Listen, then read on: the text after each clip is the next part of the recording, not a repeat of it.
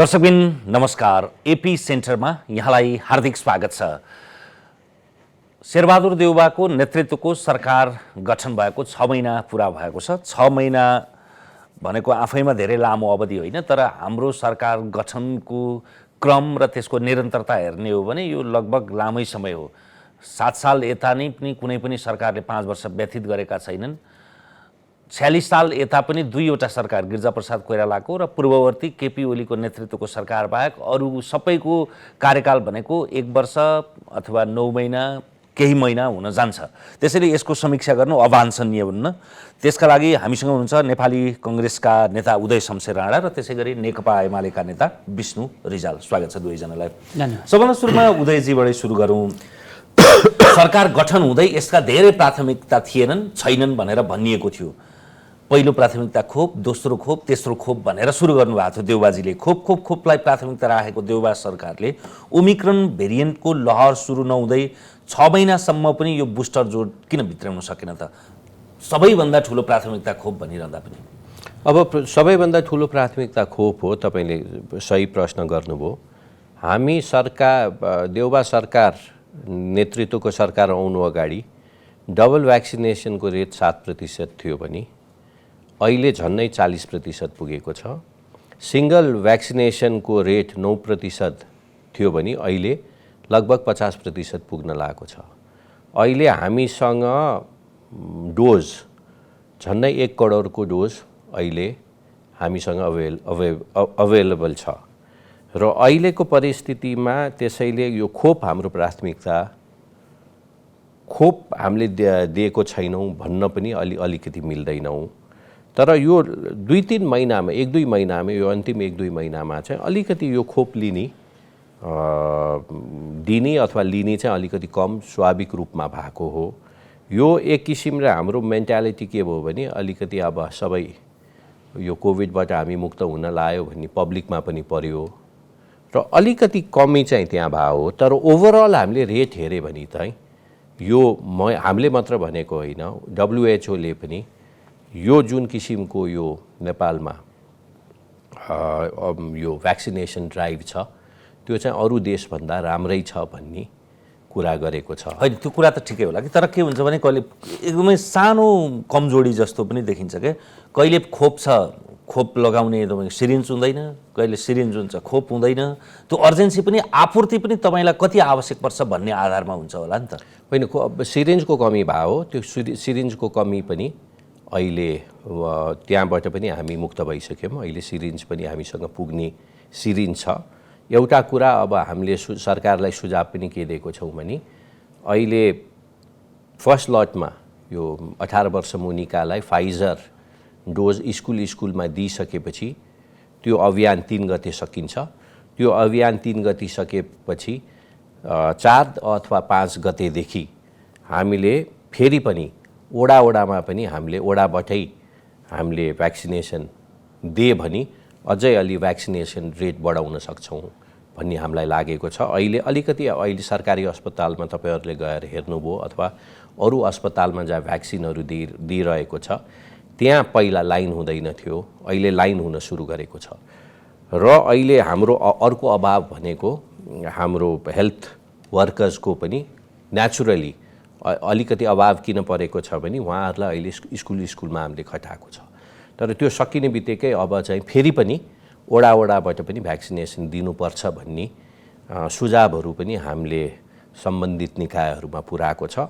त्यसैले ओभरअल यो खोप अथवा कोभिड-19 अथवा ओमिक्रोनलाई ट्याकल गर्ने हामीले अथवा अरू कुनै देशमा पनि सोचेको जस्तो हुन सकेको छैन। तर यो 6 महिनामा सायद उपलब्धि मध्ये जुन किसिमको एउटा भ्याक्सिनेसन ड्राइभ यो सरकारले गरे त्यसमा तपाईको मैले भनिहालेँ डबल भ्याक्सिनेसन रेट हाम्रो झन्नै 40% पुग्न लाग्छ 9%बाट। सिंगल भ्याक्सिनेसन 50% पुग्न लाग्छ 7%बाट। भनेपछि त्यसलाई नराम्रो भन्न मिल्दैन। तर हो, समयमा चाहिँ केही न केही यस्ता सिरिन्जको समस्या आएको हो, त्यसमा हामी होइन भन्न सक्दैनौँ। र भोलि पनि यस्तो टेक्निकल समस्याहरू आउँछ किनभने यो अत्यन्तै यो नयाँ कुरा हामी सबैको निम्ति हो। तर ओभरअल म एउटा नेपाली काङ्ग्रेसको कार्यकर्ताको रूपले भने होइन, ओभरअल यो भ्याक्सिनेसन र जुन किसिमले कोभिड-19लाई यो अहिले सरकारले ट्याकल गरेको छ, यसमा चाहिँ म चाहिँ सेटिस्फाइड छु। अब यो त भ्याक्सिनको कुरा भयो, तर समग्रमा तपाईँहरूले केपी ओलीको नेतृत्वलाई लगाउने आरोप के हो भने यो खालि सपनाको खेती मात्रै गरियो, आकाङ्क्षा र यथार्थ बीचको चाहिँ ठुलो दरार पैदा भयो भन्नुहुन्थ्यो। तर 6 महिनामा देउबाले के गर्नुभयो त देख्न सकिने, महसुस गर्न सकिने काम? अब यो भ्याक्सिनेसनकै कुरा अलिकति म थप्छु। यहाँ अर्को एउटा महत्त्वपूर्ण कुरा के हो भने योभन्दा पहिलाको सरकारको भ्याक्सिनेसन कोभिडको इस्युमा आउँदाखेरि हामीले ओम्नी काण्डदेखि हामीले तपाईँको जुन इन्डियाबाट एस्ट्राजेनिका इन्जेक्सन ल्याउने बेलामाको विभिन्न करप्सनको काण्डदेखि हुँदा आर्मीसम्म यो मुच्छिने परिस्थिति सृजना भएको छ। अहिलेको सरकारलाई कोहीले पनि त्यतातिर आरोप लगाएको छैन। विशेष गरेर यो सामानहरू ल्याउँदा अथवा इन्जेक्सन ल्याउँदाखेरि त्यहाँ भ्रष्टाचार भयो भन्ने किसिमको आरोप अहिलेसम्म कोहीले पनि हामीलाई लागेको छैन। त्यो पनि एउटा उपलब्धिकै रूपमा हामीले लिनुपर्छ जस्तो लाग्छ यो भ्याक्सिनेसनको कुरा गरी। अर्को सबैभन्दा ठुलो उपलब्धि चाहिँ के हो नि मलाई लाग्छ भने देउबा सरकार आउनु अगाडि लगभग 9-10 महिनासम्म एक किसिमको राजनीतिक शून्यताको परिस्थिति थियो। राजनीति के भइरहेछ, कहाँ गइरहेछ भन्ने कुरो कोहीलाई पनि थाहा थिएन। संसद गठन पुनर्गठन र डिजल्भ गर्ने परिस्थिति आइरहेको थियो। प्रधानमन्त्री एकजना बन्यो, प्रधानमन्त्रीले राजीनामा बन्यो अथवा प्रधानमन्त्रीलाई हटायो, फेरि त्यही प्रधानमन्त्रीलाई राष्ट्रपतिले नियुक्ति गर्ने परिस्थिति आएको थियो। त्यसैले त्यति बेला यो लगभग 9-10 महिनामा अत्यन्तै म चाहिँ पोलिटिकल भ्याक्युमको परिस्थिति थियो। म पनि 70 सालमा संविधान सभामा थिएँ। म पनि एकजना व्यक्ति हो जसले संविधान लेख्नेमा मैले पनि सही गरेको छु, मेरो पनि केही न केही योगदान छ। र विशेष गरेर यो 10 महिनामा 46 1, 2, 3 को विषयमा हामी छलफल गर्दै गरेर हामीलाई पनि थाहा थिएन के परिस्थितिमा हामी पुगिरहेको थियौँ भनेर। र अहिले चाहिँ त्यो भ्याक्युम राजनीतिक शून्यताबाट हामी एउटा नर्मल कोर्समा हामी अहिले अगाडि बढेको छौँ। र यो सरकारको सबैभन्दा ठुलो उपलब्धि चाहिँ एक किसिमले राजनीतिलाई चाहिँ एउटा ट्र्याकमा ल्याउन चाहिँ सफल भएको चाहिँ सबैभन्दा ठुलो उपलब्धि म मान्छु। विष्णुजी, तपाईँ अब यसै पनि प्रतिपक्षी भन्ने बित्तिकै सरकारप्रति जहिले पनि अनुदार त भइहाल्छ, तर तपाईँ तुलनात्मक रूपमा सहिष्णु मान्छे, देउबा सरकारको 6 महिनालाई कसरी समीक्षा गर्नुहुन्छ? खोपको दृष्टिकोणबाट सरकार पूर्ण रूपमा असफल देखिएको छ। अहिले पनि उहाँहरूले भन्नुहुन्छ 1 करोड डोज खोप मौजदात छ, तर आजसम्म कुनै अभियान चलाइएन खोप लगाउने। यो 6 महिना तुलनात्मक ढङ्गले कोभिडका लागि सहज अवधि थियो, हाहाकार थिएन। त्यो बेलामा नागरिकहरूलाई खोप दिने कुरामा सरकार पूर्ण रूपमा चुकेको छ। जहाँसम्म खोपको आयातको कुरा छ, त्यो पनि उहाँहरूको मेहनतले आएको खोप होइन। तपाईँले तथ्याङ्कहरू हेर्नुभयो भने यसमा भएका सम्झौताहरू, मित्र राष्ट्रहरूले हामीलाई दिएका अनुदानका विषयहरू यसभन्दा पूर्ववर्ती सरकारको पालामा नै टुङ्गिसकेको थियो धेरैजसो। त्यसलाई व्यवस्थापन गर्ने जिम्मा स्वाभाविक ढङ्गले वर्तमान सरकारको हुन्थ्यो, त्यसमा सरकार पूर्ण रूपमा चुकेको मैले देखेको छु। अहिले जसरी यो कोभिडको महामारी तीव्र रूपमा बढ्यो, यसले मानिसहरूमा हाहाकार मचिएको छ। फेरि एकचोटि बनाउनु पर्ने होल्डिङ सेन्टरहरू बनाइएको छैन, यस बिचमा लिनुपर्ने निरोधात्मक उपायहरू अपनाइएको छैन, तयारीहरू गरिएको छैन। र जुन ढङ्गले स्वास्थ्य संयन्त्रलाई परिचालित गर्नु पर्थ्यो उहाँहरूको ध्यान नै यसमा गएन। खालि अहिले उदयजीले पनि भन्नुभयो उहाँहरूको दिमागमा केपी ओली भन्ने बसेको छ।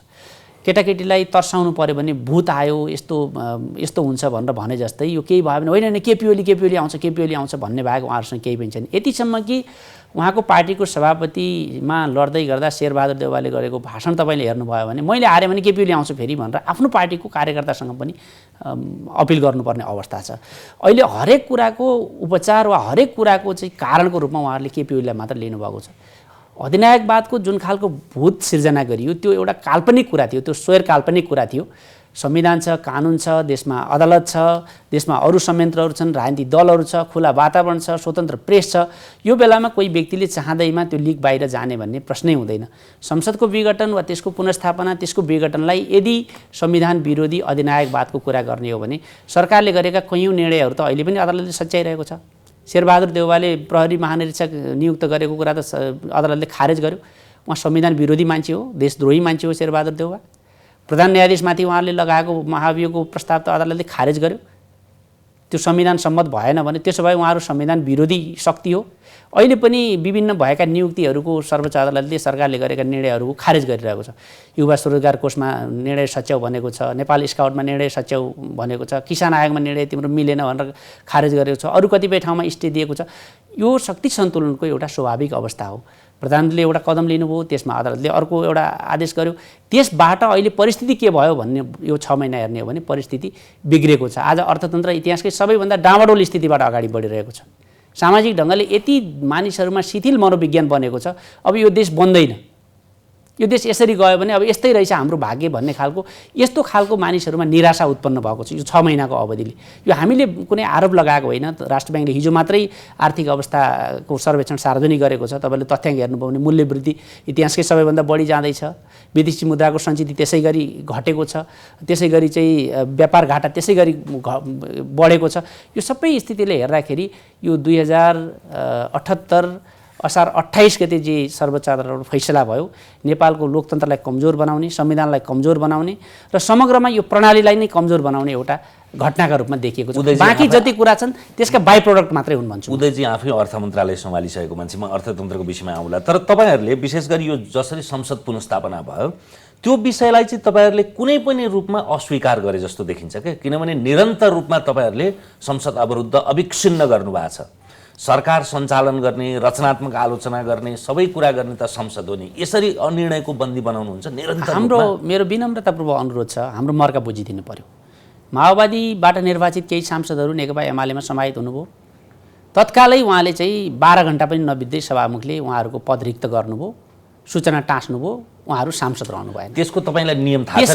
त्यसै गरी मलाई भनिदिनुहोस्, त्यसै गरी नेकपा एमालेबाट निर्वाचित 14 जना सांसदलाई नेकपा एमाले संसदीय दलबाट निष्कासन गर्यो, सदस्यबाट निष्कासन गर्यो। 13 दिनसम्म त्यसलाई सिरानी राखेर उहाँ सुत्नुभयो। नयाँ दल दर्ता त्यो नियम त्यो दर्ता भइसकेपछि बल्ल उहाँले भन्नुभयो कि यो चाहिँ कार्यान्वयन भइसकेको हुनाले निर्णय गर्नु परेन। अनि नेकपा एमाले जस्तो अहिले फुटाइसकेपछि 15 दिनलाई समय होल्ड गर्न पाउँछ नि त सभामुखले। उहाँ त 13 दिनमा निर्णय गर्नुभयो नि त। 15 दिन कटाको भए पो अवैधानिक। अनि नजिर हुन्छ कि हुँदैन उहाँको त्यो बीचमा उहाँले अघिल्लो दिन पनि 15 दिनमा उहाँले 1 दिनमा गर्नुहोस् कि 13 दिनमा गर्नुहोस्, के फरक पर्छ? मलाई मेरो कुरा गर्न दिनुहोस् सीतारामजी, हाम्रो मर्का बुझिदिनुहोस्। यसरी हाम्रो त्यो बीचमा एउटा अध्यादेशका नाममा कृत्रिम र अस्थायी कानुन ल्याइयो जुन अहिले उसमा अस्तित्वमा पनि छैन। त्यो अध्यादेश आखिर उपयुक्त थियो, ठिक थियो, लोकतन्त्रलाई बलियो बनाउन ल्याउनु थियो भने त अहिले पनि त्यो अध्यादेश कायम राखे हुन्थ्यो नि त। नेकपा एमाले यति प्रतिशत मान्छे राखेर ल्याएर फुटाएपछि अनि अध्यादेश फिर्ता लिने भनेर जुन खालको प्रपञ्च रचियो त्यसलाई हामीले कसरी स्वीकार गर्न सक्छौँ? त्यसले गर्दा हाम्रो माग के छ भने सभामुखले संसदलाई अनिर्णयको बन्दी बनाउनु भएको छ, सरकारले संसदलाई अनिर्णयको बन्दी बनाएको छ, सत्तारूढ गठबन्धनले संसदलाई अनिर्णयको बन्दी बनाएको छ। सम्माननीय प्रधानमन्त्री हाम्रो पार्टी अध्यक्षलाई भेट्न जानुभएको थियो बालकोट। हाम्रो पार्टी अध्यक्षले यही कुरा दोहोऱ्याउनु भएको छ, जति छिटो अग्नि सापकोटाजीले निकास दिनुहुन्छ त्यति छिटो 1 मिनट पनि हामी संसद अवरुद्ध गर्दैनौँ। तपाईँहरूको मतलब चाहिँ एकीकृत समाजवादी पार्टीका सांसदको वैधानिक हैसियत अस्वीकार गर्ने होइन? उहाँहरू सांसद भइसम्म अथवा उहाँहरूलाई सांसद कायम राख्ने सभामुख भएसम्म संसद चल्न नदिने? उहाँहरूलाई कुन पार्टी भनेर बुझाइयो, कुन पार्टीका रूपमा पुकारियो, हामीलाई यो सरोकार छैन। हाम्रो पार्टीको चुनाव चिन्हबाट निर्वाचित 14 जना सांसदलाई हाम्रो पार्टीले निष्कासनको निर्णय गरेको छ। त्यो निर्णय कार्यान्वयन नभएसम्म हामी तपाईहरुले कहीँ पनि त्यसो भए उहाँहरूको अस्तित्व हैसियत स्वीकार्नु भएको छ? म अहिले त्यसमा जान चाहन्न। देशको कानुन नियम मान्ने पार्टी हौँ हामी। कानुन सम्मत नियम सम्मत ढङ्गले आउने कुरालाई हामीले अस्वीकार गर्ने, हामीले रोकेर रोक्ने कुरा हुँदैन। प्रतिनिधि सभामा स्वीकार्नु भएन, हामीले हाम्रो निर्णय कार्यान्वयन होस्। तर व्यवस्थापिका संसदका विभिन्न समिति छन् नि, त्यहाँ त मन्त्रीका रूपमा पनि स्वीकार्नु भएको छ, सांसदका रूपमा पनि स्वीकार्नु भएको छ। नस्वीकार्नेले त कहीँ पनि मैले यहाँलाई अहिले निवेदन गरेँ, हामी देशको नियम कानुन संविधान मान्ने बनाउने त्यो अनुसार चल्ने पार्टी हौँ। हामीले कसैको अस्तित्व अस्वीकार गर्ने भन्ने प्रश्न आउँदैन। हामीले कुनै कुरा भइसक्यो कानुनसम्म ढङ्गले भयो भने हामीले नमान्ने भन्ने कुरा हुँदैन, हामीले नमानिएर नमानिने पनि हुँदैन। हामी यति चाहन्छौँ, हामीले 14 जना हाम्रा पार्टीको सूर्य चिन्हबाट निर्वाचित सांसदलाई निष्कासन गरेका छौँ, त्यो निर्णय कार्यान्वयन होस्। सर्वोच्चमा जानुस् न त। अब नत्र पनि संसद त यो कहिले पनि चल्दैन यस्तो तरिकाले। संसदमा पनि त्यो के अरे सर्वोच्च अदालतमा पनि त्यो मुद्दा पुगेको छ, त्यो मुद्दा विचाराधीन छ। यस कारणले पनि हामीले यो कारबाही अगाडि नबढाउनुहोस् भनेका छौँ। उदयजी, यही अहिलेको विषयबाट आउँ। यो संसद अवरुद्ध खुलाउन त सत्ता पक्षको पनि त कुरा होला, नेगोसिएसन गर्न सकिएला नि त। गर्न सकिन्छ होइन, त्यसमा पहल पनि केही पहल भइरहेछ। तर हामीले के बुझ्नुपर्छ भने पार्लिमेन्ट्री डेमोक्रेसीमा संसद भनेको फ्लोर चाहिँ प्रतिपक्षको फ्लोर हो र संसद प्रतिपक्षले महत्त्वपूर्ण विपक्षी दलको भूमिका खेलेर सरकारलाई प्रेसर दिएर आफ्नो इस्युहरू उठाएर देश र जनताको इस्यु उठाउने स्थल भनेकै हाउस हो, पार्लिमेन्ट। र त्यही नै उहाँले रोक्नु भएको छ। उहाँहरू के भ्रममा हुनुहुन्छ भने प्रतिपक्ष भएपछि संसद हामीले बन्द गरे भने त्यो हाम्रो सफलता हो, हाम्रो जित हो भनेर उहाँहरूले पुरानो जुन गिरिजाप्रसाद कोइरालाको समयमा कति 55 दिन संसद रोक्नु भएको छ, त्यतैतिर नै उहाँहरू नागिसक्यो र त्यो पनि नागिसक्यो। र अहिले हामीले के बुझ्नुपर्छ भने एउटा पार्लिमेन्ट्री डेमोक्रेसीमा संसदमा गइसकेपछि यो वेलमा गएर हाउस अवरुद्ध गर्ने मुख्य गरे साना दलहरू, स्वतन्त्र उम्मेदवारहरू जसको कुराहरू संसदमा पनि सिरियसली लिँदैन, समय पनि उनीहरूलाई धेरै लिँदैन र मिडियाले पनि क्यारी नगरिसकेपछि आफ्नो इस्युलाई अलिकति जोरदार माग गर्न यो साना दलहरू र तपाईको स्वतन्त्र सांसदहरूले गर्ने एउटा परम्परा हो। तर यहाँ त तपाईको यो 30 वर्षको पार्लिमेन्ट्री डेमोक्रेसीको हामीलाई एक्सपिरियन्स हुँदै पनि मुख्य प्रतिपक्ष दलले त्यो कुरा बुझ्न सकेको छैन। उहाँहरूले हाउस अवरुद्ध गरेर उहाँको शक्ति बढेको छैन। उहाँहरूले यो हाउस अवरुद्ध गरेर पार्लिमेन्ट्री डेमोक्रेसी र तपाईको देश र जनतालाई यसले घात गरेको छ भन्ने मलाई लागेको छ। यो इस्यु, यो विशेष गरेर यो इस्यु चाहिँ तपाईले भन्नुभयो जस्तै कतिपय समस्या उहाँहरूको समस्या सभामुखसँग होला, उहाँहरूको इस्यु माधव नेपालसँग होला, किनभने पहिला त उहाँहरू एउटै पार्टीमा थिए। सायद उहाँहरू एउटै पार्टीमा बस्नु भएको भए यो परिस्थिति पनि आउँदैन थियो होला। त्यो उहाँहरूको आन्तरिक कुरा बाहिर गइसकेर यो फुटिसकेपछि यो उहाँहरूको एक किसिमको जुङ्गाको लडाईँ पनि त्यहाँ देखिन्छ। र मेरो सुझाव के छ भने हाउसलाई चल्न दिउँ, देश र लोकतन्त्रलाई बन्दी नबनाऊ। उहाँहरूले त यो बजेट पास गर्ने इस्युलाई पनि त्यो हाउस खोल्न जबरजस्ती हामीले बजेट पास गर्नु परेको थियो। त्यो बजेटको डेडलाइन पनि लगभग सकिन लागिसकेको थियो। त्यसैले कतिपय चित्त हाम्रो लोकतन्त्रमा के भन्छौँ भने सरकार, संसद र अदालत यसलाई इन्डिपेन्डेन्टली हेर्नुपर्छ र विशेष गरेर हाम्रो त्यहाँ समस्या संसद र सरकारमा समस्या आइसकेपछि यो ठिक अथवा बेठिक कानुन रूपमा यो छ कि छैन, संविधानलाई कुचेको छ कि छैन भनेर अदालतले हेर्ने हो। संसदलाई चालु गराउँ र यो इस्यु अदालतमा टुङ्गाइदिए हुन्थ्यो भन्ने हाम्रो आग्रह हो। तर अब कोही व्यक्ति त्यहाँ वेलमा र विशेष गरेर विपक्ष दल त्यहाँ वेलमा उभिएर नारा लगाइसकेपछि त यो जबरजस्ती चलाउने कुरो पनि आएन। त्यसैले यो इस्युले देश र हाम्रो अहिलेको संविधान र पार्लिमेन्ट्री डेमोक्रेसीलाई कति हानि भएको छ भन्ने कुरा त विपक्ष दलले बुझ्नु पर्यो। म अर्थतन्त्रमा आउनु अगाडि विष्णुजीलाई नै यो तपाईहरुको माधव नेपाल अथवा ती अमुक सांसदसँग भएको समस्या अथवा सभामुख प्रतिको अनुदारता त अहिले मात्रै हैन, निकै अघिदेखि नै तपाईहरुले त्यसरी भन्नुभएको छ। त्यसको कोपभाजनमा संसदलाई चाहिँ किन पार्या? संसद त हाम्रो थलो हो, हामीले अन्त कहाँका आवाज उठाउनु। समस्या संसदमा छ भने उपचार अन्त खोजेर हुँदैन टिकारामले। त्यसले गर्दा हामीले कसरी त्यसलाई उपचारको थलो बनाउनु पर्यो? त्यसको सम्बोधन गर्नु पर्यो। हामीले विकल्पहरू दिएका छौँ। पहिलो कुरा त हामी सभामुखजीलाई अनुरोध गर्न चाहन्छौँ आफ्नो गलत निर्णय सच्याउनुस्, अझै पनि केही बिग्रेको छैन। दोस्रो कुरा, यदि सच्याउन मुस्किल हुन्छ म अगाडि बढेँ भन्ने उहाँलाई लाग्छ भने राजीनामा दिएर मार्ग प्रशस्त गर्नुस्। र तेस्रो कुरा, त्यो पनि हुँदैन भने सर्वोच्च अदालतको फैसला गरौँ। यो 3टा बाहेक अरू कुनै संसद खोल्ने विकल्प छैन।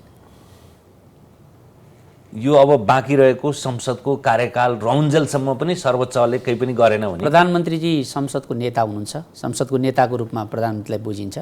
संसद चलाउने नचलाउने, विधेयकहरू अगाडि लैजाने नलैजाने, आफ्ना सुधारका के कार्यक्रमहरू छन् ती कुराहरूलाई संसद मार्फत कसरी अगाडि लैजाने यो प्रधानमन्त्रीजीको जिम्मेवारीको कुरा हो। सर्वोच्चबाट चाहिँ जुन निर्णय आए पनि स्वीकार्य छ, त्यसो भए त्यसमा उपाय छैन, हामी मान्छौँ सर्वोच्चको जे होस् त्यो निर्णयलाई सदर गरौँ भने भोलिदेखि संसद चल्छ। संसद चल्छ। उदयजी, अर्थतन्त्रको अहिलेको यो अवस्था नि अहिले त लगभग तपाईँको सबै दृष्टिकोणले शोधानन्तर अवस्थादेखि लिएर तपाईँको मूल्य वृद्धिदेखि लिएर सबै दृष्टिकोणले एकदमै टिठ लाग्दो अवस्थामा छ नि।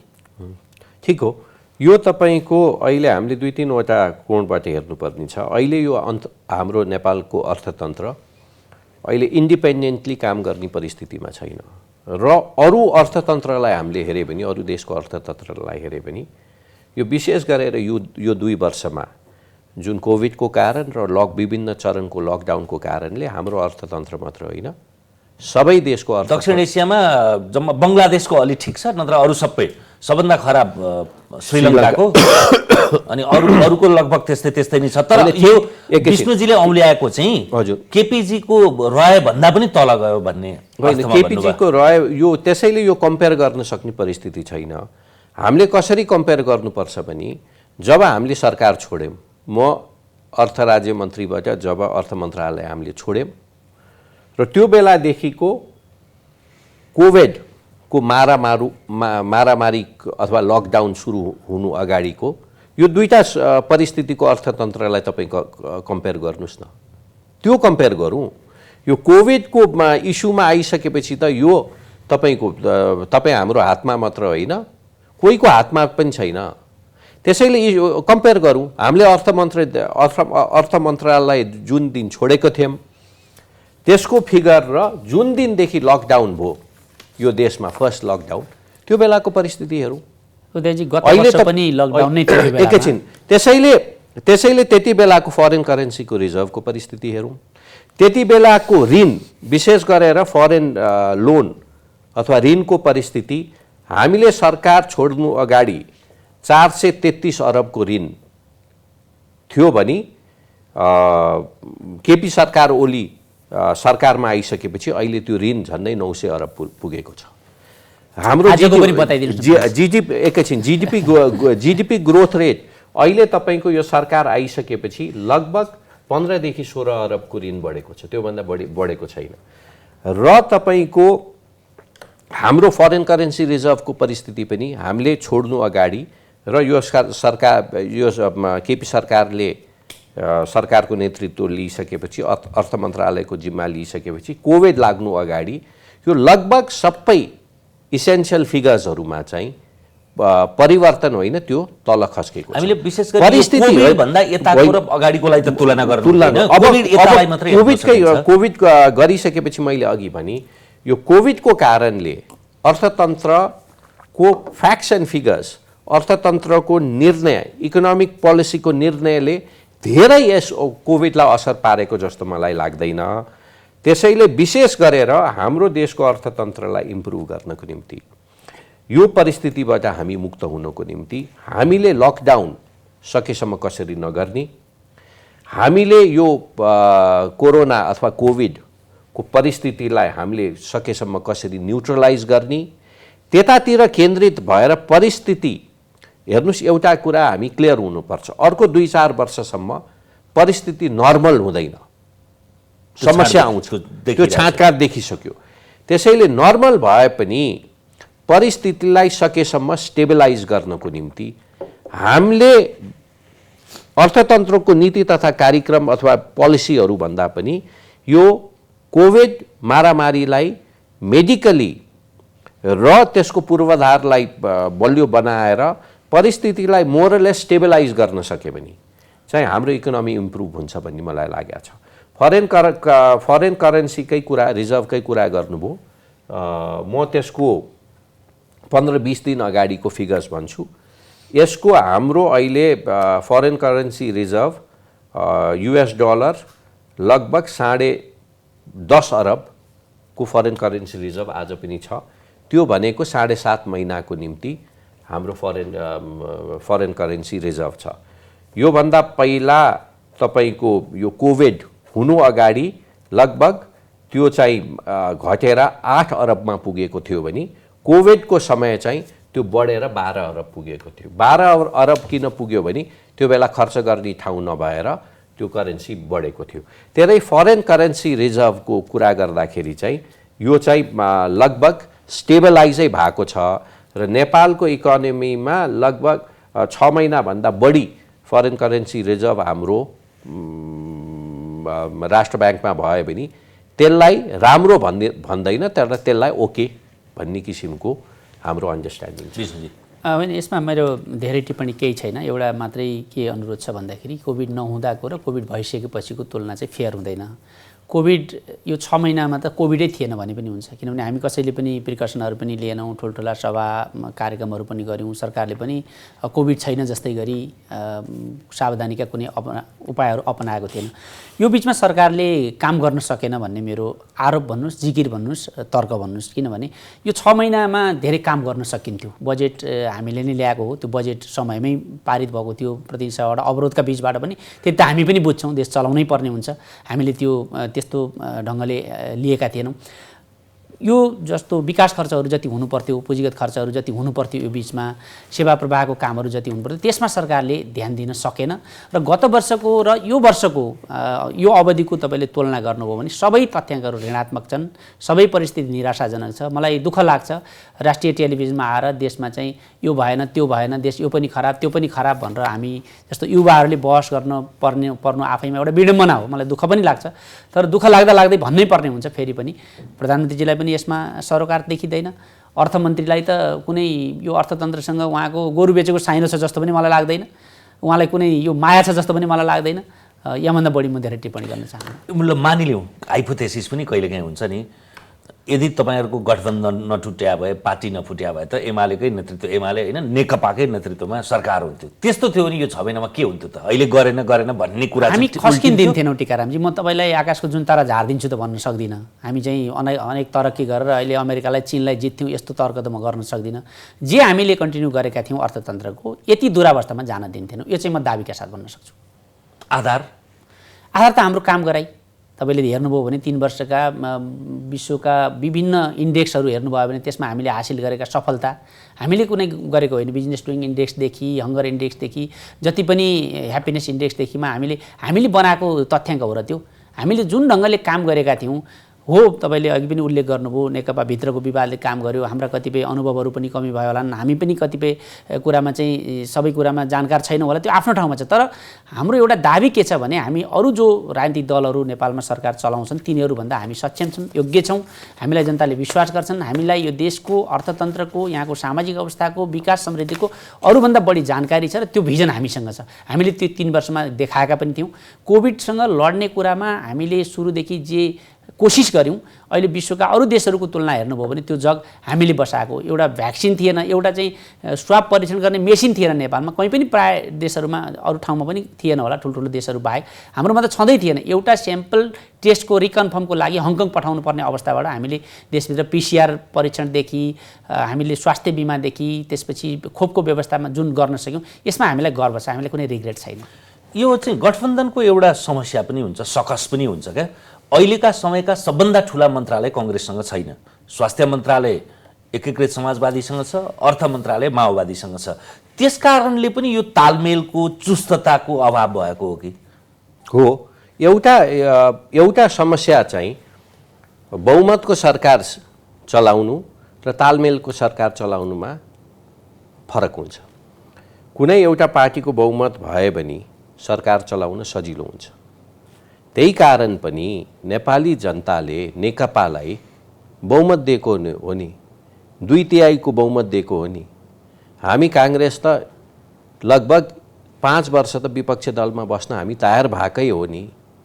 यो उहाँहरूको पार्टीको बीच अलिकति समस्या आइसकेपछि हाम्रो पार्टीभित्र उहाँहरूका पूर्व पार्टीका नेताहरूले पनि शेरबहादुर देउवालाई होइन, अब तिमीले लिड लिनुपर्छ, सरकारलाई च्यालेन्ज गर्नुपर्छ, तिमी प्रधानमन्त्री बन्नुपर्छ भन्ने कुराहरू आउँदाखेरि त केही महिनासम्म शेरबहादुर देउवाले त म देशको प्रधानमन्त्री हुन चाहदिनँ भन्ने कुरा त यो सार्वजनिकै भइसकेको थियो।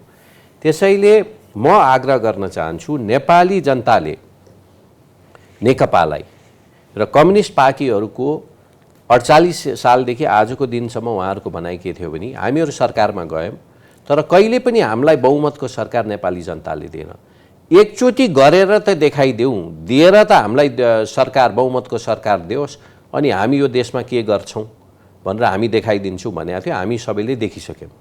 उहाँहरू 3 टुक्रा भएर झन्नै देश र लोकतन्त्रलाई नै डुबाएको काम उहाँहरूले गर्नुभयो र त्यसबाट जुन नेकपा एक भएर त्यहाँ झगडा भएर निस्किसकेपछि विपक्ष दलको नेताको आधारमा हामी बाध्य भएर सबैको कोलिसन लिड गरेर हामी सरकारमा गएको छौँ र उहाँहरूको पुरानो ह्याङओभर पनि अझै छ। यो संसदको तपाईँको विवाद, संसद चल्न नदिएको विवाद लगभग मेरो देखाइमा चाहिँ यो पुरानो नेकपाको ह्याङओभर अझै पनि रहेको हो। उहाँहरूको जुङ्गाको लडाइँको कारण यो परिस्थितिमा पुगेको छ। त्यसैले अहिले कुनै पनि कम्युनिस्ट साथीहरूलाई भन्ने अधिकार चाहिँ के थिएन भने हामीलाई नेपाली जनताले एउटा बहुमत दिएको थियो तर हाम्रै कारण यो अलिकति अप्ठ्यारो परिस्थितिमा हामी आएको भन्ने कुरामा चाहिँ उहाँहरूले स्वीकार गर्नुपर्छ र विशेष गरेर हामीले सुन्दै आएको हो यो 30 वर्षसम्म एकचोटि कम्युनिस्टहरू एकचोटि एउटा सरकार बहुमत लिएर आयो भने हामीले त उथलपुथल गर्छौँ भन्ने कुरालाई चाहिँ यो अहिले चकनाचुर भएको छ। त्यो कुरा पनि हाम्रो कम्युनिस्ट साथीहरू, एमालेका साथीहरू, अरू साथीहरूले पनि बुझ्नुपर्छ र अहिलेको सरकारको मूल जिम्मेवारी हो भनेको के हो भने यो शून्य पोलिटिकल समय राजनीतिक सुस्तताबाट एउटा प्रक्रियामा अगाडि गएर समयमा स्थानीय तहको निर्वाचन र प्रदेश र केन्द्रको निर्वाचन गरेर फेरि को अब सरकारमा आउने भन्ने म्यान्डेट चाहिँ जनतालाई दिन हामीले आग्रह गर्नुपर्ने हाम्रो मुख्य जिम्मेवारी चाहिँ यो सरकारको हो जस्तो लाग्छ। त्यसको साथसाथै तपाईँले भनिहाल्नुभयो अहिलेको परिस्थिति भने कोभिड-19 र लकडाउनबाट पनि हामीले यो देशलाई मुक्त गर्नुभन्दा पनि कसरी सेल गरेर कसरी स्टेबलाइज गरेर अगाडि बढाउने यो दुईटा कुरामा केन्द्रित गरेर हामी अगाडि बढ्नुपर्छ र अहिलेको राजनीतिक अन्योलको कारण नेपाली काङ्ग्रेस होइन, यो पूर्व नेकपाका नेताहरूको आन्तरिक झगडाको कारणमा अहिले हामी यो परिस्थिति के थप्दै हुन्छ। उदयजीको एउटा भनाइसँग म सहमत छु। यो 2074मा जनताले दिएको आदेश अनुसार बनेको सरकार होइन। त्यही भएर हामीले यसलाई जनादेशबाट नभएर परमादेशबाट बनेको सरकार भनेर बुझ्ने गर्छौँ। नेपाली जनताले पनि त्यसै गरी बुझ्ने गर्छन्। 165 सिटमा निर्वाचन भएकोमा नेपाली काङ्ग्रेसले जम्मा 23 सिटमा निर्वाचन जितेको थियो प्रत्यक्षतर्फ र टोटलमा नेपाली काङ्ग्रेस संसदमा 62 सिटमा सीमित भएको थियो, 63 सिटमा सीमित भएको थियो। यो आफैमा एउटा जनमतको सानो हिस्सा हो, जनमत होइन म भन्दिनँ। 74 सालको निर्वाचनमा हामी एउटै पार्टीको रूपमा होइन गठबन्धनका रूपमा गएका थियौँ, नेकपा एमाले र नेकपा माओवादी केन्द्र। हामीले जनताका सामु एउटै घोषणापत्र मार्फत के वाचा गरेका थियौँ भने हामी तपाईँहरूले हामीलाई बहुमत दिनुहोस्, हामी सरकार चलाउँछौँ र हामी पार्टी पनि एक हुन्छौँ, हामी 5 वर्ष तपाईँहरूलाई स्थिरता दिन्छौँ भनेका थियौँ। त्यसमा हामी चुकेका छौँ, यो भन्न कुनै गाह्रो छैन र यस मानेमा उदयजी जस्तो साथीहरूले भन्ने मौका पनि पाउनु भएको छ। राजनीतिमा यो कुरा कुनै पाउनु पनि पर्छ, लुकाएर लुक्ने कुरा पनि होइन। किनभने हामीले त्यो कुरा एकता बचाउन सकेनौँ, हामीले नेकपालाई जुन ढङ्गले अगाडि लैजान्छौँ भन्ने सोचेका थियौँ, त्यो लिन सकेनौँ, त्यो यथार्थका रूपमा आइसकेको छ। किन सकेनौँ, त्यसका पछाडि के कारण रहे, कुन कुन थिए, ती समयक्रममा कति खुल्दै पनि जालान्। अहिले हामी ती सबै कुराबाट टाढा रहेर मेरो एउटै मात्र भनाइ के छ भने नेकपा एमाले आज विभाजन गरिएपछि पनि देशको पहिलो पार्टी हो। संसदमा सबभन्दा ठुलो पार्टीका रूपमा नेकपा एमाले रहेको छ। प्रदेश सभाहरूमा नेकपा एमाले सबभन्दा ठुलो पार्टीको रूपमा रहेको छ। स्थानीय तहहरूमा नेकपा एमाले सबभन्दा ठुलो पार्टीको रूपमा रहेको छ र हाम्रो दाबी छ जनतामा आज पनि सबभन्दा ठुलो पार्टी र लोकप्रिय पार्टीको रूपमा नेकपा एमाले रहेको छ। निर्वाचनको जहाँसम्म उदयजीले प्रसङ्ग निकाल्नुभयो, हामी एकदमै स्वागत गर्छौँ। हामीले बारम्बार आग्रह गरेका छौँ, जनमत खण्डित भइसकेको छ। यसरी जोडजाड गरेर गठजोड गरेर न्यायाधीशहरूको माध्यमबाट, अदालतको माध्यमबाट, परमादेशको माध्यमबाट सरकार चलाउनु वस्तुतः जनमतको अपमान हुन्छ। अपमान मात्र होइन, घोर अपमान हुन्छ। त्यसले गर्दा शीघ्रातिशीघ्र निर्वाचनमा जाउँ भन्ने कुरालाई नेकपा एमाले जोड दिँदै आएको छ। स्थानीय तहको निर्वाचन त यसै पनि हुन्छ नै, वैशाखमा निर्वाचन हामीले गर्नै पर्ने हुन्छ, हाम्रो कानुनले नै 5 वर्षको हामीलाई अवधि दिएको छ र बढीभन्दा बढी यो संसदको आयु यदि पूर्ण आयुको कुरा गर्नुहुन्छ भने अर्को वर्षको मङ्सिरसम्म मात्रै रहन्छ। नेकपा एमाले प्रमुख प्रतिपक्षी दलका रूपमा नेपाली काङ्ग्रेसलाई सहयोग गर्न तयार छ, वर्तमान प्रधानमन्त्रीलाई सहयोग गर्न तयार छ। छिटोभन्दा छिटो निर्वाचन गरौँ, निर्वाचनबाट फ्रेस म्यान्डेट ल्याउँ। नेपाली काङ्ग्रेसका साथीहरूलाई पनि यो भारी बोक्न कति गाह्रो भएको छ भन्ने मैले महसुस गरेको छु। हामीले पार्टीभित्रै पनि त्यो कुरा भएका छौँ। तपाईँले जति शक्ति लगाए पनि बराबर शक्ति लाएर एउटा डोरी एउटाले पूर्वतिर एउटाले पश्चिमतिर फर्केर तान्छ भने त्यसले गति ल्याउँदैन। अहिलेको गठबन्धन कुनै नीतिमा एकरूपता छैन, एजेन्डामा एकरूपता छैन, कार्यशैलीमा एकरूपता छैन, गन्तव्यमा एकरूपता छैन। कुनै पनि मूल मुद्दा राष्ट्रिय मुद्दामा गठबन्धनमा रहेका पार्टीहरूको एकमत छैन, नेताहरूको एकमत छैन। यो भनेको यो जति बेलासम्म यो गठबन्धन रहन्छ, यो सरकार रहन्छ, समयको बर्बादी हो। यो नेपाली काङ्ग्रेसलाई पनि यो भारी धेरै नै भइसकेको होला। म एउटा तपाईँलाई सानो उदाहरण दिन चाहन्छु। सरकार बन्ने बित्तिकै चाहिँ उहाँले राजदूतलाई एकमुष्ट रूपमा फिर्ता बोलाउनु भयो। किन बोलाउनु भयो, के बोलाउनु भयो, सत्तारूढ पार्टीको उहाँहरूको कुरा हो। केही देशहरूमा राजदूत नियुक्त गर्नुभयो, छिमेकीमध्ये भारतमा उहाँहरूले राजदूत सिफारिस गर्नुभयो, ठुला शक्ति राष्ट्रमध्ये चाहिँ बेलायतमा उहाँले सिफारिस गर्नुभयो, अमेरिकामा सिफारिस गर्नुभयो, चीनमा उहाँले खाली छोड्नु भएको छ। सरकारको प्राथमिकता र उहाँहरूको भनाइको बिचको जुन विरोधाभास छ हामी कदम कदममा देख्छौँ। त्यसमा म धेरै जान चाहन्न। गठबन्धनको साझा न्यूनतम नीति कार्यक्रम पनि हामीले अगाडि देख्यौँ। त्यसअनुसार आज पनि तपाईँले चाहिँ इन्डेक्स बनाएर हेर्नुभयो भने 10% पनि उहाँहरूले काम गर्न सक्नुभएको छैन। हाम्रो अपेक्षा होइन, जनताको अपेक्षा अनुसार होइन, उहाँहरूले बनाएको गठबन्धनको नीति कार्यक्रम अनुसार चाहिँ 10% पनि उहाँहरूले अहिलेसम्म त्यसमा काम गर्न सक्नुभएको छैन। यो भारी नेपाली काङ्ग्रेसलाई मेरो अनुरोध छ, यो धेरै नबोक्नुहोस्। यो कहीँ पुगिने भारी होइन। यो बराबर बल लगाएर विपरीत दिशातिर डोरी तान्यो भने शक्ति खर्च हुन्छ, गति आउँदैन।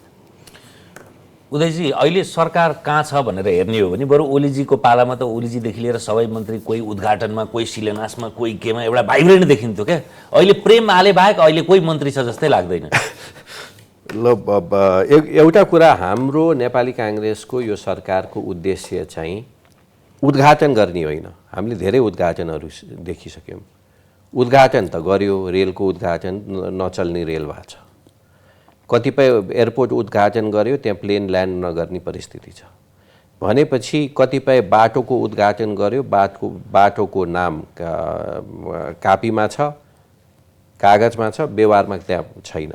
त्यसैले उद्घाटन गरिसकेपछि हाम्रो उद्घाटन गर्नु होइन, त्यो कार्यक्रम समापन गर्नुमा हामी अलिकति केन्द्रित हुन पनि चाहन्छु। विष्णुजीको भने जस्तै यो जनताको अपेक्षा हो। उहाँले भन्नुभयो जनताको अपेक्षा हामीसँग थिएन।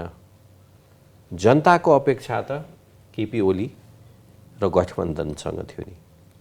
जनतालाई धोका कसले दियो भन्ने कुरामा चाहिँ उहाँहरू पनि क्लियर हुनुपर्छ। अपेक्षा हामीसँग होइन। उहाँले ठिक भन्नुभयो, हामी त 63 सिटमा, त्यो माथि प्रत्यक्ष रूपमा त हामी 23 सिटमा झरेको, सबैभन्दा ठुलो पार्टीबाट भनिसकेपछि नेपाली काङ्ग्रेसले जति जनताको अपेक्षा अनुसार काम गर्न सकेन भनेर म्यान्डेट दिएर अपेक्षा अर्कैतिर थियो। तर त्यो जनताको विश्वासलाई केपी ओली लगायत नेकपाले धोका दिएको छ र विशेष गरेर केपी ओली, किनभने उहाँकै नेतृत्वमा नेकपा चुनावमा गएको थियो भन्ने कुरालाई पनि म दोहोऱ्याउन चाहन्छु। र अर्को तपाईँको प्रश्न के थियो अरे? अर्को चाहिँ अब यो अर्थतन्त्रको कुरा त हामीले जोडि नै सक्यौँ। यो सरकार चाहिँ भाइब्रेन्ट छ कि छैन भन्ने देखिन नि, मन्त्रीहरूको पर्फर्मेन्सको कुरा गर्दा होइन। अब मैले मन्त्रीको पर्फर्मेन्स भनिहालेँ। अब भाइब्रेन्ट हुनको निम्ति पनि हामीले उद्घाटन गरेर मात्र भाइब्रेन्ट हुँदैन। हामीले मन्त्री छ भन्ने अस्तित्व त बोध हुनु पर्यो, थाहा त हुनु पर्यो, केही गर्दैछ भन्ने त लाग्नु पर्यो। नत्र भने त केही नगर्ने भए त सचिव छँदैछ नि, त्यो ब्युरोक्रेसीले नि चलाइहाल्छ। अब तपाईँको होइन, मन्त्री त्यहाँ गइसकेपछि पब्लिसिटी स्टन्ट मात्र गर्ने हो भने मलाई भन्नु के छैन। सञ्चार भनेको पब्लिसिटी स्टन्टको पछाडि मात्रै छैन नि। मेरो आधारमा हामी सरकारमा गइसकेपछि मन्त्रीहरूले उद्घाटन गरेर पब्लिसिटी स्टन्टमा केन्द्रित हुनुहुन्न भन्ने मेरो मान्यता। बरु अलिकति अफिसमै बसेर अफिस वर्कै गरेर आफ्नो ब्युरोक्रेसीलाई परिचालन गर्नुतिर हामी अलिकति केन्द्रित हुनु बेटर होला। त्यसैले हामीले कहिले पनि अब तपाईँको सभा हलको उद्घाटन भयो, सभा हलको उद्घाटन भइसकेपछि एउटा नेकपाको कार्यक्रम बाहेक अरू कुनै कार्यक्रम त्यहाँ हुन सकेको छैन। जनकपुरको यो ट्रेनको त धेरै धुमधडा गरेर उद्घाटन भएको, अहिले पनि छोपेर राख्ने परिस्थिति छ। एयरपोर्टहरूको पनि त्यस्तै उद्घाटन गर्यो, अहिले प्लेन चल्ने परिस्थितिमा छैन। त्यसैले हामी सरकार चलाउँदाखेरि एक किसिमको यो मिडियामा गएर अलिकति हिरो हुनुभन्दा पनि हाम्रो लङ टर्म प्लानिङ गरेर 5 वर्षपछि हिरो हुनुतिर केन्द्रित हुनु जाति हुन्छ भन्ने चाहिँ मेरो चाहिँ धारणा हो। मूल रूपमा नेपाली काङ्ग्रेस एउटा भलाद्मी पार्टी हो त्यस्तो रूपमा बुझ्छु मैले। यो धुलो उडाउने, सडक बनाउने, यो चाहिँ धेरै यस्तो गर्ने, यसमा धेरै विश्वास गर्दैन। यो विनिर्माण, शिलान्यास, उद्घाटन भन्दा पनि एउटा भलाद्मी पार्टी हो। त्यही भएर उहाँहरूले चाहिँ सरकारमा आउने बित्तिकै 1400 सडक चाहिँ एउटै निर्णयमा खारेज गरिदिनु भयो। म एउटा चुनौती दिन चाहन्छु, हामी सबैका लागि यो एउटा बहसको विषय हुन्छ। समृद्धिको र विकासको विषयमा बहस गरौँ न, यसमा चाहिँ प्रतिस्पर्धा गरौँ न। केपी ओलीले बनाएको उहाँकै पहिला जितेको सायद निर्वाचन क्षेत्रको त्यो सभा हल पर्छ होला, गोदावरीको हो, त्यस्तो त्योभन्दा राम्रो अर्को बनाएर प्रतिस्पर्धा गरौँ न। हामीले त शानदार ढङ्गले अस्ति 6000 मान्छे राखेर त्यहाँ गऱ्यौँ। हामीलाई त नेपालमा पनि यस्तो बन्दो रहेछ भन्ने आश्चर्य लाग्यो। हामीले अर्को नदेखेर होला, प्लिज हामीलाई अर्को देखाइदिनुहोस् न। त्यस्तो हो केपी ओलीले धरारा बनाए, धरारा यो चाहिँ छिटो गरे। अर्को कुनै बिग्रेको संरचना छिटो बनाऊ न। रानी पोखरी एउटा बनाएर उद्घाटन गरे, केपी ओलीको प्रचार मोह भन्नुहुन्छ भने अर्को कुनै त्योभन्दा राम्रो संरचना बनाएर देखाउँ न, बनाऊ। केपी ओलीको पालामा चाहिँ संसद भवनको शिलान्यास भएको छ, मन्त्री क्वार्टरको शिलान्यास भएको छ, बाटोहरूको एकै चरणमा शिलान्यासहरू भएको छ, स्वास्थ्य चौकीहरूको, अस्पतालहरूको शिलान्यास भएको छ। मेरो चुनौती के छ भने त्योभन्दा बढी गरेर प्रतिस्पर्धा गरौँ न। जनताले पनि एउटा असल र तुलनात्मक रूपमा योग्य दलहरू पाउँछन्। नेकपाले गर्न सकेन, नेकपा एमालेको नेतृत्वले गर्न सकेन, केपी ओलीले गर्न सक्नु भएन भने कृपया योभन्दा बढी गर्नु राम्रो गरेर हामीलाई चाहिँ जवाफ नदिन सक्ने स्थितिमा पुर्याइदिनुहोस्, हाम्रो यो आग्रह छ। उदयजी होइन, तपाईँको यो उद्घाटन अथवा काम चलाउने गफबाट उहाँले बाटोको कुरा गर्नुभयो। कतिपय बाटो हामीले खारिज गर्नुपर्ने परिस्थिति थियो, किनभने बाटो बाटोमा बजेट हालेको थियो, तर त्यो बाटोमा न त त्यहाँ सर्वे भएको थियो, न त त्यहाँ स्टडी गरेको थियो, न त त्यहाँ होमवर्क भएको थियो। त्यसैबाट सर्वे हुन्छ नि उदयजी, सर्वे त्यसैबाट सर्वे हुन्छ, त्यसैबाट स्टडी हुन्छ। केही पनि नगरी त कसैले नछुट्याएर त कहिले निर्माण हुन्छ त्यो? होइन सर, त्यो जुन हाम्रो नेपालको अर्थ मन्त्रालयको नियम कानुन छ, हामीले अर्थ मन्त्रालयबाट बजेट बाटो बनाउनको निम्तिको स्याङ्सन गर्नु अगाडि त्यसमा बेसिक स्टडी, त्यसमा कति लागत लाग्छ, त्यसमा त कुन बाटोबाट कहाँबाट बाटो जाने, बाटोको सर्वे गरेको छ कि छैन, पुलको सर्वे गरेको छ कि छैन भन्ने प्रक्रिया सम्बन्धित निकायबाट आएर अर्थ मन्त्रालयमा गएर योजनामा राखिसकेपछि मात्र बजेट हाल्ने क्रम छ। यो सायद तपाईँहरूले बिर्सिनुभयो होला, किनभने केपी ओली प्रधानमन्त्री हुँदाखेरि उहाँले निर्वाचन आयोगमा यो तपाईँको उहाँकै जिल्लाका हाम्रो एक नेताले पनि यसलाई हामीले फेसबुकमा हालेको थियौँ। कतिपय योजना 9वटा योजना उहाँले सिधै प्रधानमन्त्रीको लेटर प्याडमा लेखेर योजनामा आयोगमा पठाएर यो योजना राख्नु भनेर निर्देशन दिएको थियो। त्यही कारण पनि हाम्रो जुन किसिमले योजना छनौट गरेको छ, कोठामा बसेर यो योजना छनौट गर्ने, सम्बन्धित जिल्ला अथवा नगरपालिकाबाट योजना नआइकिन सिधै नेताहरू बसेर पोलिटिकल प्रेसरमा योजना छनौट गरेको कारण पनि आज हाम्रो पुँजी खर्च यति कम भएको हो। त्यसैले आफूले एउटा घोषणा गरेर मात्र विकास हुँदैन, आफूले एउटा भाषण दिएर मात्र विकास हुँदैन। आफूले भाषण गरेर त्यो निर्णयलाई टुङ्गोमा पुर्याएपछि त्यसलाई हामी चाहिँ विकास भन्छौँ। विकास भनेको फिल्डमा हुन्छ, विकास भनेको भाषणबाट हुँदैन भन्ने। हामीहरू दुईटा पार्टी हो, हामी भलाद्मी पार्टी, त्यसैले हामी हतपति झुट्टा पनि बोल्न सक्दैनौँ। रातोलाई सेतो एकारात हामी बनाउन सक्दैनौँ। त्यसैले म आग्रह गर्न चाहन्छु, विकास भनेको फिल्डमा हुनुपर्छ। विकास भनेको उद्घाटनले होइन, विकास चाहिँ समापन गर्नुपर्छ भन्ने यो भलाद्मी पार्टीको चाहिँ धारणा हो। नेताले भिजन दिने हो मेरो ख्यालमा, नेताले दृष्टिकोण दिने हो, त्यसलाई उपयुक्त छ छैन प्राविधिक ढङ्गले चाहिँ अरू प्राविधिक व्यक्तिहरूले प्राविधिक निकायहरूले हेर्ने हो। यदि नेताले चाहिँ फिता लिएर नाप्न त गाउँमा त कहीँ पनि जान सक्दैन होला। विष्णु पौडेल अर्थमन्त्री भएर आएपछि एकै दिन देशका 300 भन्दा बढी अस्पतालहरूको शिलान्यास भयो। त्यसले शिलान्यास गरेको अब हामी बनाउँदैन भनिदिए त बेग्लै कुरा हो कि त्यो गलत कुरा भयो र? एउटा भिजन ल्याउनु भयो उहाँहरूले कि यस्तो अवस्था छ 5 सय 10 सय 15 सयका 3 क्याटेगोरीमा गरेर प्रत्येक गाउँपालिकामा एउटा अस्पताल राखौँ। त्यो भिजन गर्नका लागि कुनै कर्मचारीबाट लेखेर फाइलबाट आएको हो र? त्यो त नेताको भिजन हुनु पर्यो।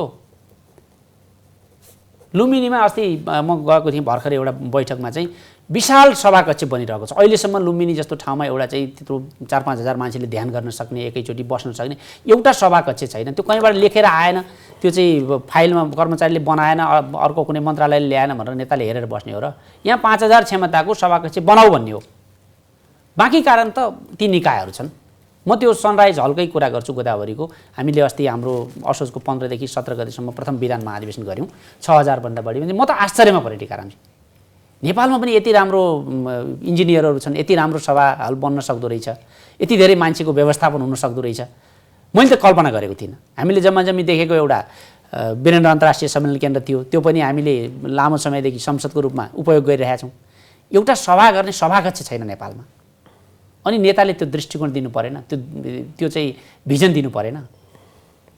केपी ओलीले यस मानेमा चाहिँ मूर्छित सपनाहरूलाई बिउजाएको छु भनेर भन्नुभएको। यो कुरा म त नेकपा एमालेको कार्यकर्ता भइहालेँ, मैले भन्दा त आफ्नो पार्टीको प्रचार गर्यो भन्ने होला। कसैलाई पनि सोध्नुहोस्, सर्वे गरौँ बाहिर गएर, केपी ओलीका बारेमा अनेक मान्छेका अरू टिका टिप्पणीहरू छन्। विकास समृद्धि र यो माहौल सिर्जना गर्नमा अहिलेसम्म नेपालको इतिहासमा केपी ओली बराबर कोही पनि प्रधानमन्त्री छैन भन्ने कुरा त आम मान्छेले भन्दछ। होइन, भिजन राम्रो हो, तर भिजन दिने हो। भिजन दिइसकेपछि त्यो भिजनलाई व्यवहारिक हुन्छ कि हुँदैन भनेर केही न केही होमवर्क गरिसकेपछि अनि त्यसलाई घोषणा गर्ने हो। यहाँ अलिकति हाम्रो विष्णुजीको भनाइमा म अलिकति अल्मलिएँ। भिजन साथसाथै भिजन आउने बित्तिकै कार्यक्रमै घोषणा गर्न त मिलेन नि। भिजनको साथसाथै यो व्यवहारिक छ कि छैन भनेर हेर्नु जरुरी जस्तो लाग्छ। नत्र हाम्रो अहिले अर्थ मन्त्रालयको रेकर्डमा पनि के छ भने विभिन्न बाटोहरू छ, तर सबले भिजन दिएर पोलिटिकल प्रेसर दिएर त्यो बाटो बजेटमा राखेको छ। तर 2 लाख एउटा बाटोको निम्ति, 15 लाख अर्को बाटोको निम्ति गरेर यस्ता साना साना भिजनहरू धेरै भयो। त्यसैले यो अव्यवहारिक भिजन नगरिकन भिजन चाहिँ गरौँ, तर भिजनलाई ब्याकअप गर्ने पूर्वाधार हुनु पर्यो भन्ने हाम्रो धारणा हो। र सभा हलको कुरा गर्नुभयो, त्यहाँ सभा हल त्यहाँ गोदावरीमा बनाएको छ। त्यहाँ अत्यन्तै राम्रो ठुलो ओपन स्पेस थियो। त्यो आधा स्पेस चाहिँ त्यो सभा हलले कब्जा गरिसकेको छ। त्यहाँका लोकल साथीहरू खुसी छ कि छैन त्यो आफ्नो अलिकति तपाईँहरूले पनि सर्वे गर्नुहोला। त्यत्रो ठुलो राम्रो सभा हल त बन्यो, तर गोदावरी जाने बाटोको हालत यो 4 वर्षसम्म के परिस्थितिमा थियो त्यो पनि विचार गर्नु होला। किनभने बल्ल बल्ल अहिले त्यो क्षेत्रबाट तपाईले नै प्रतिनिधित्व गर्नुभएको थियो उदयजी। ठिकै छ, त्योभन्दा पहिला त तपाईले त्यो क्षेत्रको सांसद हुनुहुन्थ्यो। त्यसैले मेरो समयमा त्यो बाटोको हालत त्यो परिस्थितिमा थिएन। बाटो तपाईले भिजन दिएर बाटोको ट्र्याक पनि बाटोको राइट अफ वे पनि तय नभइकन हामीले भत्काउन सुरु पनि गरेका थिएन। त्यसैले फरक त्यही हो। अब बाटो बनाउने यस्तो नभइदिउँ कि नेकपा गएर त्यो चाहिँ सबल लिएर गएर बाटो खनेको जस्तो। बाटो सबल लिएर खनेको होइन, बाटो 4 वर्षसम्म नबनेको मात्र मैले भनेको। त्यसैले हो राम्रो सभागृह बन्यो, तर त्यहाँ जाने बाटो त त्योभन्दा पहिला बनाइदिया भए उपयुक्त हुन्थ्यो भन्ने मेरो त्यति मात्र। अब उत्तरार्धमा जाँदा जाँदै तपाईहरु दुवैजनाले अहिलेको यो सरकारको 6 महिनालाई यदि यो अङ्कगणितीय रूपमै भन्ने हो भने 100 हो भने तपाईले कति दिनुहुन्छ? कारण सहित 100 भए पनि 75। किनभने म 75 दिन्छु भने एउटा पोलिटिकल शून्यताबाट हामी अगाडि बढ्न सक्यौं, यो मुख्य उपलब्धि चाहिँ त्यही हो। र अर्को कुरा हाम्रो जुन भ्याक्सिनेसन ड्राइभ थियो, त्यो भ्याक्सिनेसन ड्राइभलाई हामीले अपेक्षा गरेको अनुसार नभए पनि अरू देश र पहिलाको परिस्थिति भन्दा म फेरि पनि दोहोऱ्याउन चाहन्छु यो फिगर डबल भ्याक्सिनेसन 7%बाट झन्नै 40% पुग्यो र सिंगल भ्याक्सिनेसन 9%बाट झन्नै 50% पुगेको छ। त्यसैले यो सरकारको यो दुईटा उपलब्धिलाई चाहिँ म 1 र 2 नम्बरमा भन्छु र म अरू जस्तो यो सरकारले कति काम गर्यो भने 100मा 100 चाहिँ भन्दिनँ, तर एउटा डेस्टिनेसनमा गएको छ त्यसलाई मैले 100मा 75 भन्छु। मलाई यसमा नम्बर दिन नलाउनुहोस्, मैले अघि नै बताएँ, मैले सबै यो सूचकाङ्कहरू तपाईँलाई बताएको छु। विपक्षी पार्टीको सरकार भएको हुनाले, विपक्षी पार्टीको कार्यकर्ता भएको हुनाले यसले आलोचना गर्यो भन्ने यहाँलाई लाग्छ भने सडकमा गएर जनमत लिए हुन्छ। भ्याक्सिनेसनको कुरा, खोप आयातको कुरा, व्यवस्थापनको कुरामा सरकारको कति प्रतिशत योगदान छ, हाम्रा मित्र राष्ट्रहरूसँग पहिलादेखि भएका सम्झौताहरूले कति जति काम गरेका छन्, यो सबै हामी जानकार छौँ। त्यसले गर्दा यो नम्बर दिने जस्तो काममा चाहिँ मलाई नलाउनुहोस् प्लिज। पास पनि हुँदैन। मैले अघि नै भने यो सरकार पूर्णतया असफल भएको छ। हस्, समय संवादका लागि यहाँहरू दुईजनालाई धन्यवाद। बोलाइदिनु भयो, धन्यवाद। धन्यवाद। हामीसँग हुनुहुन्थ्यो नेपाली कङ्ग्रेसका नेता उदय शमशेर राणा र नेकपा एमालेका नेता विष्णु रिजाल। आजलाई एपी सेन्टरको यो श्रृङ्खला यति नै। हेर्दै रहनुहोला AP1। नमस्कार।